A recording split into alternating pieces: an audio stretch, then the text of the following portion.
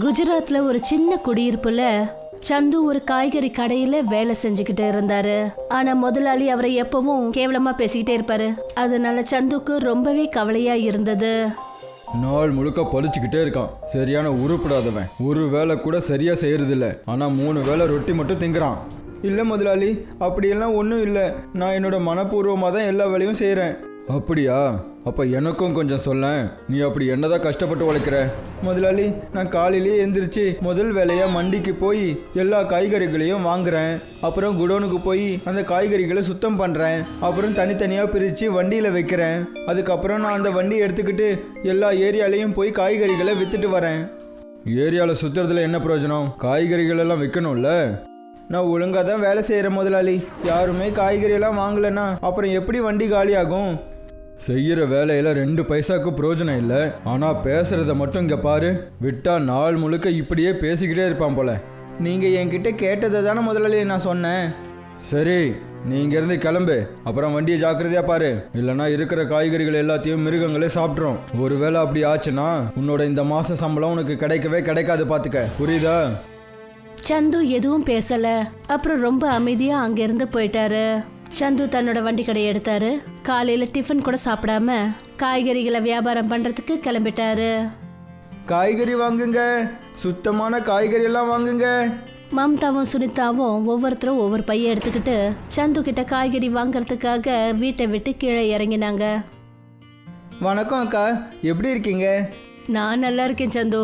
ஆமா, நீ எப்படி இருக்க? அட என்ன சொல்கிறதுக்கா, முதலாளி எப்போ பாரு திட்டிக்கிட்டே இருக்காரு. நானும் கஷ்டப்பட்டு என் வேலையை பார்த்துட்ருக்கேன். நாள் முழுக்க உழைக்கிற காசை முதலாளி கிட்ட தான் கொடுக்குறேன். ஆனால் முதலாளி இதை புரிஞ்சிக்கவே மாட்டேங்கிறாரு. அப்பதான் பின்னாடி அவரோட முதலாளி வந்தாரு. சந்து சொன்னதை அவரு கேட்டுட்டாரு. அப்படியா? நீ ஜனங்க கிட்ட என்னை பற்றி தப்பாகவும் பேச ஆரம்பிச்சிட்டியா? ஒரு பக்கம் என்னடானா, உன்ன மாதிரி ஒரு படிக்காத முட்டாள நான் என்கிட்ட வேலைக்கு வச்சிருக்கேன். ஆனால் நீ ஜனங்க கிட்ட என்னை பற்றியே தப்பாக பேசிட்டு இருக்கியா? இல்லை முதலாளி, நான் உங்களை பற்றி எதுவும் தப்பாக பேசலை. அது அப்படியா? ஏன் முன்னாடியே நீ இப்போ பொய் சொல்கிறியா? நானே என் காதால் கேட்டேன். என்னை பற்றி நீ என்ன பேசிகிட்டு இருந்தேன்னு கேட்டேன். என் முன்னாடியே இப்படி பேசுகிறேன்னா நான் இல்லாத சமயத்தில் என் பின்னாடி நீ என்னெல்லாம் பேசுவ? இன்னையிலேருந்து நீ என் வீட்டுக்கு மட்டும் வந்துடாத. அப்புறம் என்னோட இந்த தள்ளு வண்டியை என்னோட குடோனில் கொண்டு போய் வை. ஆனால் முதலாளி, நான் மாதம் முழுக்க வேலை செஞ்சுருக்கேனே, என்னோட சம்பளத்தையாவது கொடுங்க. சம்பளத்துக்கு பதிலே இந்த தள்ளு வண்டியை நீயே வச்சுக்க. இந்த ராசி இல்லாத தள்ளு வண்டி எனக்கு வேண்டாம். அப்புறம் உனக்கு சம்பளமும் கிடைக்காது. முதலாளி அந்த இடத்த விட்டு போயிட்டாரு. அப்புறம் சந்து தன்னோட வேலை போயிடுச்சுன்னு நினைச்சு ரொம்ப அழ ஆரம்பிச்சிட்டாரு. எதுக்காக அழற சந்து? முதலாளி உன்னை வேலையை விட்டு தூக்கிட்டாரு, அதுக்கு என்னங்கிற? நீ உன்னோட சொந்த வியாபாரத்தை ஆரம்பியே. அதுவும் இல்லாம இன்னொருத்தரை நம்பி நீ இன்னும் எத்தனை நாளைக்கு தான் வாழப்போற? மம்தா சொன்னதை கேட்டதும் சந்துக்கு தன்னம்பிக்கை அதிகமாயிடுச்சு. வண்டி கடையில இருந்த எல்லா காய்கறிகளையும் வித்தாரு. அப்புறம் அதுல கிடைச்ச பணத்தை வச்சு மறுநாள் மறுபடியும் காய்கறி வாங்கிட்டு வரணும்னு யோசிக்க ஆரம்பிச்சாரு. வேலையெல்லாம் நான் செய்வேன் தான், ஆனால் நான் எங்கே தங்குவேன்? சந்துக்கு எந்த ஒரு வழியும் தெரியாத போது ராத்திரி ரொம்ப நேரம் ஆயிடுச்சு. ராத்திரி தன்னோட வண்டி கடையிலேயே அவர் படுத்து தூங்கிட்டாரு. அப்புறம் அவரு ரொம்ப ஆழ்ந்த நித்திரைக்கு போயிட்டாரு. இந்த ராத்திரியில யார் வந்திருக்கா? எதுக்குப்பா இப்படி தொல்லை பண்ணிட்டு இருக்கீங்க? அப்பதான் மின்னல் அடிக்க ஆரம்பிச்சது. அப்புறம் இடியோட சேர்ந்து மழையும் பெய்ய ஆரம்பிச்சிடுச்சு. சந்துவுக்கு ஒதுங்கிறதுக்கு வேற எந்த இடமும் கிடையாது. அதனால அவரு அந்த வண்டிக்கு அடியில போய் உக்காந்துக்கிட்டாரு. அந்த தெருக்கள்ல இருந்த நாய்கள் ஒரு கடை வாசல்ல போய் உக்காந்துக்குச்சுங்க. ஆனா அதுங்கள அந்த கடைக்காரர் துரத்தி விட்டுட்டாரு. வண்டி கடைக்கு அடியில உட்காந்துருந்த சந்து இதெல்லாம் பார்த்துக்கிட்டு இருந்தாரு. அப்புறம் அவர் அந்த நாய்களை தன்னோட வண்டி கடைக்கு அடியில கூட்டிட்டு வந்தாரு. வா வா டாமி, என் கூட வா. என் தள்ளு வண்டி கீழே மழை நிற்கிற வரைக்கும் நீங்கள் அங்கேயே உட்காந்துக்கலாம். நாய்ங்க எல்லாம் சந்துவோட வண்டிக்கு அடியில வந்து உட்காந்துதுங்க. சந்து அப்பதான் பார்த்தாரு, ஒரு வயசான உடம்பு சரியில்லாத நாய் குளிர்ல நடுங்கிக்கிட்டு இருந்தது. அப்ப தோல்ல இருந்த டவலை எடுத்தாரு. அப்புறம் அவர் அந்த நாயோட உடம்புல போத்தி விட்டாரு. அந்த நாய் ரொம்ப விசுவாசத்தோட சந்துவை பார்த்துச்சு. அப்பதான் மின்னல் அடிச்சது. அப்பதான் பைரவ தேவன் அந்த இடத்துல தோன்றினாரு. நீ ரொம்ப ரொம்ப நல்லவன் நந்து. உன்கிட்ட நீ தங்குறதுக்கே ஒரு இடம் இல்லை. ஆனால் இருந்தாலும் நீ இந்த வாயில்லா பிராணிகளுக்கு தங்குறதுக்குன்னு இடம் கொடுத்துருக்க. ஹே ஈஸ்வரா, பாவம் இதுங்களால பேச முடியாது. ஆனால் நான் மனுஷன் தானே, நான் புரிஞ்சுக்கிட்டேன். இதுங்களுக்கும் மழையிலிருந்து தப்பிக்கிறதுக்கு ஏதாவது ஒரு இடம் வேணும். அதனால தான் நான் இதுங்களுக்கு என்னோட தள்ளுவண்டி கீழே இடத்த கொடுத்தேன். நான் என்னோட வாகனம், அப்புறம் என்னோட ஆலோசகன். நீ என்னோட வாகனத்துக்கு உதவி பண்ணியிருக்க. சொல்லு, உனக்கு என்ன வேணும்? ஹே பிரபு, நான் ஒரு ஏழை மனுஷன். காய்கறி விற்று தான் என் வாழ்க்கையை நடத்திக்கிட்டு இருக்கேன். என்கிட்ட வாழ்கிறதுக்கு எல்லாமே இருக்குது, ஆனால் ராத்திரி தங்குறதுக்கு ஒரு இடம் கூட இல்லை. இந்த தள்ளு வண்டியை வச்சு தான் நீ மற்றவங்களுக்கு உதவி செஞ்சிட்ருக்க. இந்த தள்ளு வண்டி உனக்கும் உதவிகளை செய்யும். இன்னைக்கு அப்புறம் உன்னோட இந்த தள்ளு வண்டி ராத்திரி சமயங்களில் ஒரு நல்ல வீடாக மாறிடும். அதில் நீ வாழ்கிறதுக்கு தேவையான எல்லா பொருட்களும் இருக்கும். உங்களுக்கு ரொம்ப ரொம்ப நன்றி சாமி. நான் இதுக்காக உங்களுக்கு எப்பவும் நன்றியோடவே இருப்பேன். சந்துவுக்கு வரம் கொடுத்த உடனே பைரவ தேவன் அந்த இடத்த விட்டு மறைஞ்சாரு. அப்புறம் சந்துவோட அந்த வண்டி கடை ரொம்பவும் பெரிய ஒரு வீடா அது மாறிடுச்சு. சந்து நாய்கள் எல்லாத்தையும் கூட்டிக்கிட்டு அந்த வீட்டுக்குள்ள போயிட்டாரு. அப்புறம் அங்க இருந்த சப்பாத்திய நாய்களுக்கு சாப்பிட கொடுத்தாரு. இந்தாங்க, ரொட்டி சாப்பிடுங்க. நாய்ங்க எல்லாம் ரொம்பவே ஆர்வத்தோட அந்த ரொட்டியை சாப்பிட்டுச்சுங்க. அப்புறம் சந்துவும் அங்க இருந்த உணவுகளை சாப்பிட ஆரம்பிச்சாரு. அப்புறம் அவரு தூங்குறதுக்காக போயிட்டாரு. மறுநாள் காலையில சந்துவோட முதலாளிக்கு இந்த விஷயம் தெரிஞ்ச உடனே, அதாவது சந்துவோட வண்டி கடை ஒரு மாய வீடா மாறிடுச்சுன்னு அவரு சில ரவுடிகளை கூட்டிக்கிட்டு சந்துவோட வண்டி கடையை பிடுங்கிறதுக்காக போனாரு. நல்ல வேலை, நீ எனக்கு இங்கேயே கிடச்சிட்ட. நீங்கள் தான் என்ன வேலையை விட்டு ஒரேடியே தூக்கிட்டீங்கல்ல, என்னை எதுக்காக தேடுறீங்க? உன்கிட்ட என்னோட தள்ளு வண்டி இருக்குல்ல, என்னோட தள்ளு வண்டி எனக்கு திருப்பி கொடு. அந்த தள்ளு வண்டி இப்போ உங்களோடது இல்லை, அது என்னோட தள்ளு வண்டி. அது மட்டும் இல்லாமல் நீங்கள் எனக்கு தர வேண்டிய சம்பளத்தை கொடுக்கவே இல்லை. வாயை மூடிட்டு என்னோட தள்ளு வண்டியை திருப்பி கொடு, இல்லைனா அது உனக்கு நல்லதே கிடையாது. என்னோட ஆளுங்களை பார்க்குறியா இல்லையா? அவங்க உன்னோட கையை காலை உடைச்சிடுவாங்க. நீங்கள் என்ன பண்ணாலும் சரி, என்னால் அந்த தள்ளு வண்டியை திருப்பி தர முடியாது. முதலாளி தன்னோட ரவுடி ஆட்களை வச்சு சந்துவை அடிக்க சொல்லி சொன்னாரு. முதலாளியோட உத்தரவை கேட்டு ரவுடிங்க எல்லாரும் சந்துவை அடிக்கிறதுக்காக கம்பை தூக்கிக்கிட்டு முன்னாடி வந்தாங்க. அதுல ஒரு ரவுடி சந்துவை கம்பால ஒரு அடி அடிச்சான். நீங்க பண்றது சரியே இல்லை, இதுக்கான தண்டனை உங்களுக்கு கண்டிப்பா கிடைக்கும். அந்த ரவுடிங்க சந்து சொல்றத கேட்கவே இல்லை. அப்புறம் சந்துவை அடிக்க ஆரம்பிச்சாங்க. எந்த நாய்களுக்கு சந்து தன்னோட வண்டி கடையில தங்கறதுக்கு இடம் கொடுத்தாரோ அதுங்க இது எல்லாத்தையும் பார்த்துடுச்சுங்க. அப்புறம் சத்தம் போட்டு குறைக்க ஆரம்பிச்சதுங்க. அந்த ரவுடிங்க சந்துவை அடிக்கிறத நிறுத்தலன்னு தெரிஞ்சதும் அந்த நாய்ங்கெல்லாம் அங்கேருந்து ஓடி வந்ததுங்க. நாய்ங்க அந்த ரவுடிங்களோட காலை பிடிச்சு கடிச்சுதுங்க. என்னோட காலே, காப்பாத்துங்க, காப்பாத்துங்க. நாய்ங்களோட கடிக்கு பயந்துக்கிட்டு ரவுடிங்களும் முதலாளியும் அந்த இடத்த விட்டு ஓடினாங்க. நான் என்ன யோசிச்சேன்னா, எனக்கு இந்த ஊரில் யாருமே இல்லைன்னு நினச்சேன். ஆனால் நீங்கள் தான் என்னோட உண்மையான நண்பர்கள். இன்னைக்கு அப்புறம் நீங்கள் எப்பவும் என் கூடவே தான் இருக்கணும். மறுநாள் காலையில் ஆனதும் வீடு மறைஞ்சு போய் மறுபடியும் வண்டி கடையாக மாறிடுச்சு. அப்புறம் சந்து இப்போ மாய வண்டி கடையில் காய்கறி வியாபாரம் பண்ணுறதுக்கு கிராமம் கிராமமாக சுற்றுறாரு. ராம்பூர்னு பேர் கொண்ட ஒரு கிராமம் இருந்தது. அங்க கிஷன் தன்னோட பொண்ணு நீதா கூட இருந்தாரு. கிஷனோட 2 காலும் சரியில்லாம போயிடுச்சு. அவருக்குன்னு ஒரு வீடு கூட கிடையாது. ஒரு மரத்தடியில அங்க டென்ட்டை போட்டுக்கிட்டு அதுக்கு அடியில இஸ்திரி பண்ணிக்கிட்டு தன்னோட வாழ்க்கையை நடத்திட்டு இருந்தாங்க. ஒரு நாள் நல்ல பயங்கரமா மழை பெஞ்சது. அப்புறம் அவங்களோட டென்ட் பறந்து போயிடுச்சு. அதுக்கப்புறம் அப்பா, எல்லா துணியும் ஈரமாயிடுச்சு. நமக்கு மேல இருந்த டென்ட்டும் பறந்து போயிடுச்சு. இப்ப நாம என்ன செய்யறது? இங்க பாருமா, நீ அழாத, எல்லாம் சரியாயிடும். நம்பிக்கையோட இரு. எல்லார் விதியிலும் எவ்வளவு கஷ்டப்படணும்னு இருக்கோ அவ்வளவு கஷ்டப்பட்டு தான் ஆகணும். நாம சந்தோஷமா இருக்கணும்ன்ற விதி இருந்தா நாம கண்டிப்பா சந்தோஷமா இருப்போமா. பொறுமையா இருமா. இந்த துணியை போய் கொடுத்துட்டு வா. அப்புறம் இதுக்கான பணத்தையும் வாங்கிட்டு வந்துரு. அப்படி இல்லைன்னா நாம இன்னைக்கும் பட்டினியா படுக்கணும். நீதா ஈரமான துணிகளை எடுத்துட்டு போனா. அப்புறம் ஜனங்க கிட்ட அவங்க துணியை கொடுத்துட்டு பணத்தை கேட்டா. ஆனா அதுக்கான பணத்தை யாருமே அவளுக்கு கொடுக்கல. அவளை எல்லாரும் விரட்டி விட்டாங்க. நீதா அழுதுகிட்டே நடந்து போனா. அப்புறம் யோசிச்சா, யாருமே பணம் கொடுக்கல. இப்ப மாஹி மேடமோட துணி தான் இருக்கு. அவங்களாவது இந்த துணியை வாங்கிக்கிட்டு பணத்தை கொடுக்கணும். நீதாவுக்கு பக்கத்திலேயே மாஹின்னு பேர் கொண்ட ஒரு லேடி இருந்தா. அவ தினமும் அவங்க கிட்ட தான் துணி இஸ்திரி பண்ணுவா. அப்புறம் டைம்க்கு பணத்தையும் கொடுக்க மாட்டா. நீதா ட்ரெஸ் எடுத்துக்கிட்டு அங்க போனா. அந்த ட்ரெஸ் நீதா மேல தூக்கி எரிஞ்சிட்டு அவ சொன்னா, தூக்கிட்டு போய் இந்த துணிய மறுபடியும் இதை துவைச்சு அயன் பண்ணி அப்புறமா கொண்டு வந்து கொடு. மேடம், ஏதாவது பணம் கொடுத்தீங்கன்னா கொஞ்சம் நல்லா இருக்கும். கொண்டு வந்த துணியே ஈரமா இருக்கான், பணம் வேற கேக்குற? இங்க இருந்து கிளம்பு, ஒன்னும் கிடைக்காது. நீதா அழுதுகிட்டே காட்டுக்குள்ள போனா. அங்க ஆத்தங்கரை கிட்ட உக்காந்து அழுதுகிட்டே இருந்தா. அப்புறம் சொன்னா, இப்ப நான் என்ன பண்றது? யாருமே பணம் கொடுக்கல, வீட்ல சாப்பிடறதுக்கு ஒண்ணும் கிடையாது. இப்ப நான் அப்பா கிட்ட போய் என்ன சொல்றது? அட கடவுளே, நீதான் ஏதாவது உதவி செய்யணும். நீதா கொஞ்ச நேரம் அங்கேயே உட்கார்ந்திருந்தா.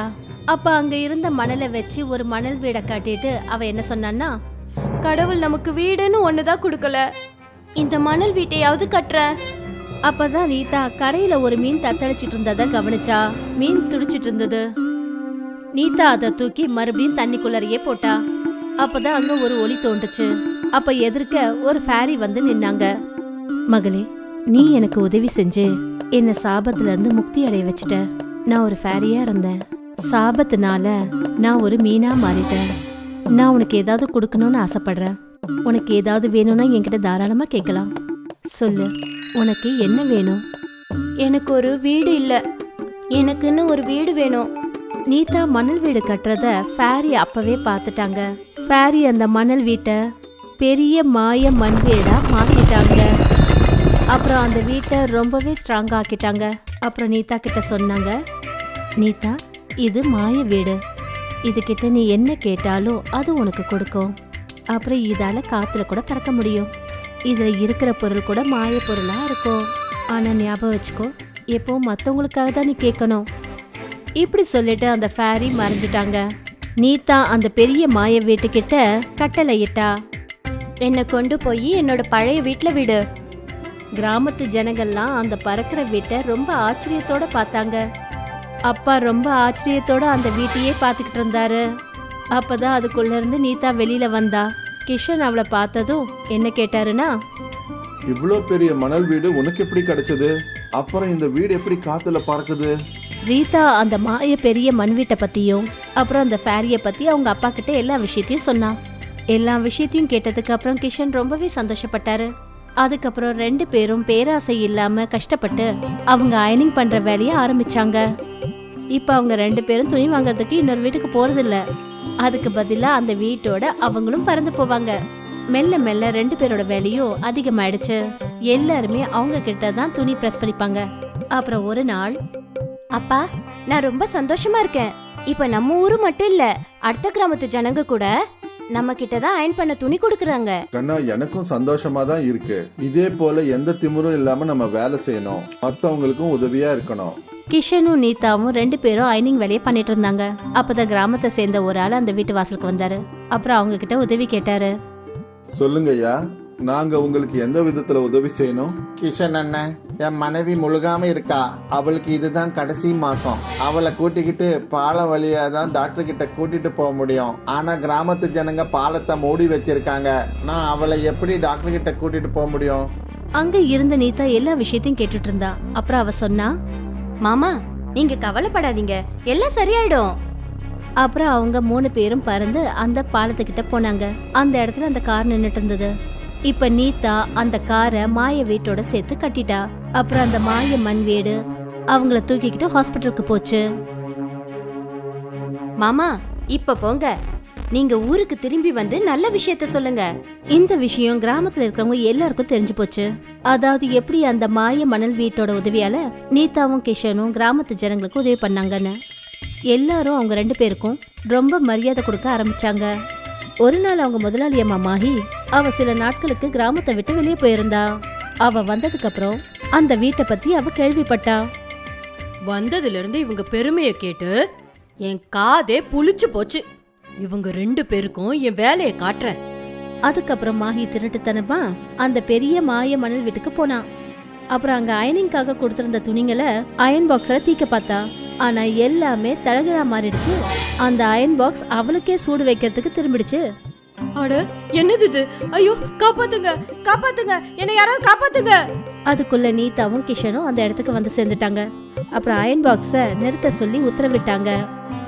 என்ன மன்னிச்சிடுங்க, நான் எப்போ உங்களுக்கு கெடுதல் தான் செஞ்சிருக்கேன். இன்னைக்கு கூட உங்களோட பேரை கெடுக்கணும்னு எல்லா துணியும் தீச்சிடணும்னு வந்தேன். ஆனா நீ எவ்வளவு நல்லவளா இருக்க, என் உயிரை காப்பாத்திட்ட. முதலாளி அம்மா, நீங்க உங்களோட தவற உணர்ந்துட்டீங்க, அதுவே பெரிய விஷயம். நாம எப்பவும் மத்தவங்களுக்கு உதவி செய்யணுமே தவிர அவங்கள கஷ்டப்படுத்த கூடாது. எப்பவும் எங்க அப்பா ஒன்னு சொல்லுவாரு, நமக்கு கிடைக்கணும்னு இருக்கிற சந்தோஷம் நிச்சயமா நமக்கு கிடைச்சே தீரும். அதை யாராலையும் தடுக்க முடியாது. அப்பா பொண்ணு 2 பேருமே ஒருத்தர் ஒருத்தர் தோல்ல சாஞ்சுக்கிட்டாங்க. அப்புறம் இதே போல எந்த ஒரு பேராசையும் இல்லாம மத்தவங்களுக்கு உதவி செஞ்சு அந்த பெரிய மாய மணல் வீட்டுல இருந்தாங்க. ராம்பூர்னு பேர் கொண்ட ஒரு கிராமம் இருந்தது. அங்க கிஷன் தன்னோட பொண்ணு நீதா கூட இருந்தாரு. கிஷனோட 2 காலும் சரியில்லாம போயிடுச்சு. அவருக்குன்னு ஒரு வீடு கூட கிடையாது. ஒரு மரத்தடியில அங்க டென்ட்டை போட்டுக்கிட்டு அதுக்கு அடியில இஸ்திரி பண்ணிக்கிட்டு தன்னோட வாழ்க்கையை நடத்திட்டு இருந்தாங்க. ஒரு நாள் நல்ல பயங்கரமா மழை பெஞ்சது. அப்புறம் அவங்களோட டென்ட் பறந்து போயிடுச்சு. அதுக்கப்புறம் அப்பா, எல்லா துணியும் ஈரமாயிடுச்சு. நமக்கு மேல இருந்த டென்ட்டும் பறந்து போயிடுச்சு. இப்ப நாம என்ன செய்யறது? இங்க பாருமா, நீ அழாத, எல்லாம் சரியாயிடும். நம்பிக்கையோட இரு. எல்லார் விதியிலும் எவ்வளவு கஷ்டப்படணும்னு இருக்கோ அவ்வளவு கஷ்டப்பட்டு தான் ஆகணும். நாம சந்தோஷமா இருக்கணும்ன்ற விதி இருந்தா நாம கண்டிப்பா சந்தோஷமா இருப்போமா. பொறுமையா இருமா. இந்த துணியை போய் கொடுத்துட்டு வா. அப்புறம் இதுக்கான பணத்தையும் வாங்கிட்டு வந்துரு. அப்படி இல்லைன்னா நாம இன்னைக்கும் பட்டினியா படுக்கணும். நீதா ஈரமான துணிகளை எடுத்துட்டு போனா. அப்புறம் ஜனங்க கிட்ட அவங்க துணியை கொடுத்துட்டு பணத்தை கேட்டா. ஆனா அதுக்கான பணத்தை யாருமே அவளுக்கு கொடுக்கல. அவளை எல்லாரும் விரட்டி விட்டாங்க. நீதா அழுதுகிட்டே நடந்து போனா. அப்புறம் யோசிச்சா, யாருமே பணம் கொடுக்கல. இப்ப மாஹி மேடமோட துணி தான் இருக்கு. அவங்களாவது இந்த துணியை வாங்கிக்கிட்டு பணத்தை கொடுக்கணும். நீதாவுக்கு பக்கத்திலேயே மாஹின்னு பேர் கொண்ட ஒரு லேடி இருந்தா. அவ தினமும் அவங்க கிட்ட தான் துணி இஸ்திரி பண்ணுவா. அப்புறம் டைம்க்கு பணத்தையும் கொடுக்க மாட்டா. நீதா ட்ரெஸ் எடுத்துக்கிட்டு அங்க போனா. அந்த ட்ரெஸ் நீதா மேல தூக்கி எரிஞ்சிட்டு அவ சொன்னா, தூக்கிட்டு போய் இந்த துணிய மறுபடியும் இதை துவைச்சு அயன் பண்ணி அப்புறமா கொண்டு வந்து கொடு. மேடம், ஏதாவது பணம் கொடுத்தீங்கன்னா கொஞ்சம் நல்லா இருக்கும். கொண்டு வந்த துணியே ஈரமா இருக்கான், பணம் வேற கேக்குற? இங்க இருந்து கிளம்பு, ஒன்னும் கிடைக்காது. நீதா அழுதுகிட்டே காட்டுக்குள்ள போனா. அங்க ஆத்தங்கரை கிட்ட உக்காந்து அழுதுகிட்டே இருந்தா. அப்புறம் சொன்னா, இப்ப நான் என்ன பண்றது? யாருமே பணம் கொடுக்கல. வீட்ல சாப்பிடறதுக்கு ஒண்ணும் கிடையாது. இப்ப நான் அப்பா கிட்ட போய் என்ன சொல்றது? அட கடவுளே, நீதான் ஏதாவது உதவி செய்யணும். நீதா கொஞ்ச நேரம் அங்கேயே உட்கார்ந்திருந்தா. அப்ப அங்க இருந்த மணலை வச்சு ஒரு மணல் வீடை காட்டிட்டு அவ என்ன சொன்னான்னா, கடவுள் நமக்கு வீடுன்னு ஒண்ணுதான் கொடுக்கல. இந்த மணல் வீட்டையாவது கட்டுறேன். அப்பதான் நீதா கரையில ஒரு மீன் தத்தளிச்சிட்டு இருந்தத கவனிச்சா. மீன் துடிச்சிட்டு இருந்தது. நீதா அதை தூக்கி மறுபடியும் தண்ணிக்குள்ளறையே போட்டா. அப்பதான் அங்க ஒரு ஒளி தோண்டுச்சு. அப்ப எதிர்க்க ஒரு ஃபேரி வந்து நின்னாங்க. மகளே, நீ எனக்கு உதவி செஞ்சு என்ன சாபத்துல இருந்து முக்தி அடைய வச்சுட்ட.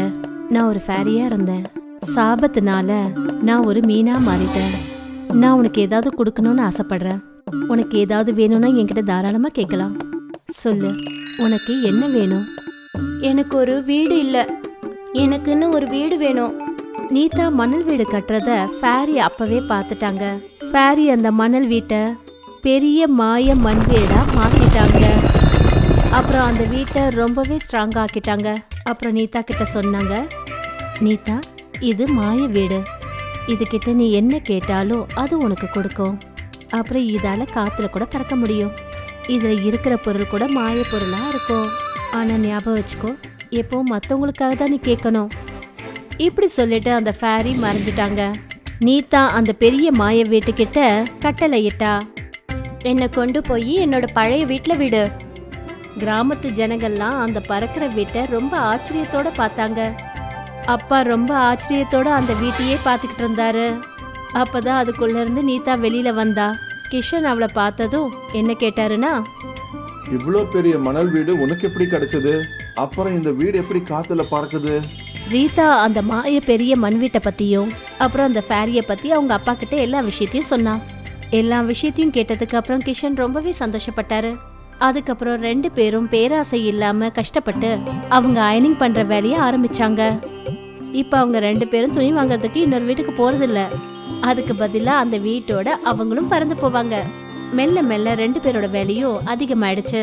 எல்லாருமே அவங்க கிட்ட தான் துணி பிரஸ் பண்ணிப்பாங்க. அப்புறம் ஒரு நாள், அப்பா, நான் ரொம்ப சந்தோஷமா இருக்கேன். இப்ப நம்ம ஊரு மட்டும் இல்ல, அடுத்த கிராமத்து ஜனங்க கூட நம்ம கிட்ட தான் அயன் பண்ண துணி கொடுக்கறாங்க. கண்ணா, எனக்கும் சந்தோஷமா தான் இருக்கு. இதே போல எந்த திமிரும் இல்லாம நம்ம வேலை செய்யணும், மத்தவங்களுக்கும் உதவியா இருக்கணும். கிஷனும் நீதாவும் 2 பேரும் அயனிங் வேலையை பண்ணிட்டு இருந்தாங்க. அப்பதான் கிராமத்தை சேர்ந்த ஒரு ஆள் அந்த வீட்டு வாசலுக்கு வந்தாரு. அப்புறம் அவங்க கிட்ட உதவி கேட்டாரு. சொல்லுங்க ஐயா, நாங்க உங்களுக்கு எந்த விதத்துல உதவி செய்யணும்? கிஷன் அண்ணன், என் மனைவி முழுகாம இருக்கா. அவளுக்கு இதுதான் கடைசி மாசம். அவளை கூட்டிக்கிட்டு பாலம் வழியா தான் டாக்டர் கிட்ட கூட்டிட்டு போக முடியும். ஆனா கிராமத்து ஜனங்க பாலத்தை மூடி வச்சிருக்காங்க. நான் அவளை எப்படி டாக்டர் கிட்ட கூட்டிட்டு போக முடியும்? அங்க இருந்த நீதா எல்லா விஷயத்தையும் கேட்டுட்டு இருந்தா. அப்புறம் அவ சொன்னா, மாமா நீங்க கவலைப்படாதீங்க, எல்லாம் சரியாயிடும். அப்புறம் அவங்க 3 பேரும் பறந்து அந்த பாலத்துக்கிட்ட போனாங்க. அந்த இடத்துல அந்த கார் நின்னுட்டு இருந்தது. இப்ப நீதா அந்த காரை மாய வீட்டோட சேர்த்து கட்டிட்டா. அப்புறம் அந்த மாய மண் வீடு அவங்கள தூக்கிக்கிட்டு ஹாஸ்பிட்டலுக்கு போச்சு. மாமா இப்ப போங்க, நீங்க ஊருக்கு திரும்பி வந்து நல்ல விஷயத்த சொல்லுங்க. இந்த விஷயம் கிராமத்துல இருக்கிறவங்க எல்லாருக்கும் தெரிஞ்சு போச்சு. அதாவது எப்படி அந்த மாய மணல் வீட்டோட உதவியால நீதாவும் கிஷனும் கிராமத்து ஜனங்களுக்கு உதவி பண்ணாங்கன்னு. எல்லாரும் அவங்க 2 பேருக்கும் ரொம்ப மரியாதை கொடுக்க ஆரம்பிச்சாங்க. ஒரு நாள் அவங்க முதலாளி அம்மா மாஹி அவ சில நாட்களுக்கு கிராமத்தை விட்டு வெளியே போயிருந்தா. அவ வந்ததுக்கு அப்புறம் அந்த வீட்டை பத்தி அவ கேள்விப்பட்டா. வந்ததுல இருந்து இவங்க பெருமைய கேட்டு என் காதே புளிச்சு போச்சு. இவங்க 2 பேருக்கும் என் வேலையை காட்டுறேன். அதுக்கப்புறம் மாஹி திருட்டுத்தனமா அந்த பெரிய மாய மணல் வீட்டுக்கு போனா. அப்புறம் அங்க அயனிங்காக கொடுத்திருந்த துணிங்களை அயன் பாக்ஸ்ல தீக்க பார்த்தா. ஆனா எல்லாமே தழகா மாறிடுச்சு. அந்த அயன் பாக்ஸ் அவளுக்கே சூடு வைக்கிறதுக்கு திரும்பிடுச்சு. அட என்னது இது? ஐயோ காப்பாத்துங்க, காப்பாத்துங்க, என்னை யாராவது காப்பாத்துங்க. அதுக்குள்ள நீதாவும் கிஷனும் அந்த இடத்துக்கு வந்து சேர்ந்துட்டாங்க. அப்புறம் அயன் பாக்ஸ நிறுத்த சொல்லி உத்தரவிட்டாங்க. என்ன மன்னிச்சிடுங்க, நான் எப்போ உங்களுக்கு கெடுதல் தான் செஞ்சிருக்கேன். இன்னைக்கு கூட உங்களோட பேரை கெடுக்கணும்னு எல்லா துணியும் தீச்சிடணும்னு வந்தேன். ஆனா நீ எவ்வளவு நல்லவளா இருக்க, என் உயிரை காப்பாத்திட்ட. முதலாளி அம்மா, நீங்க உங்களோட தவற உணர்ந்துட்டீங்க, அதுவே பெரிய விஷயம். நாம எப்பவும் மத்தவங்களுக்கு உதவி செய்யணுமே தவிர அவங்கள கஷ்டப்படுத்த கூடாது. எப்பவும் எங்க அப்பா ஒன்னு சொல்லுவாரு, நமக்கு கிடைக்கணும்னு இருக்கிற சந்தோஷம் நிச்சயமா நமக்கு கிடைச்சே தீரும். அதை யாராலையும் தடுக்க முடியாது. அப்பா பொண்ணு 2 பேருமே ஒருத்தர் தோல்ல சாஞ்சுக்கிட்டாங்க. அப்புறம் இதே போல எந்த ஒரு பேராசையும் இல்லாம மத்தவங்களுக்கு உதவி செஞ்சு அந்த பெரிய மாய மணல் வீட்டுல இருந்தாங்க.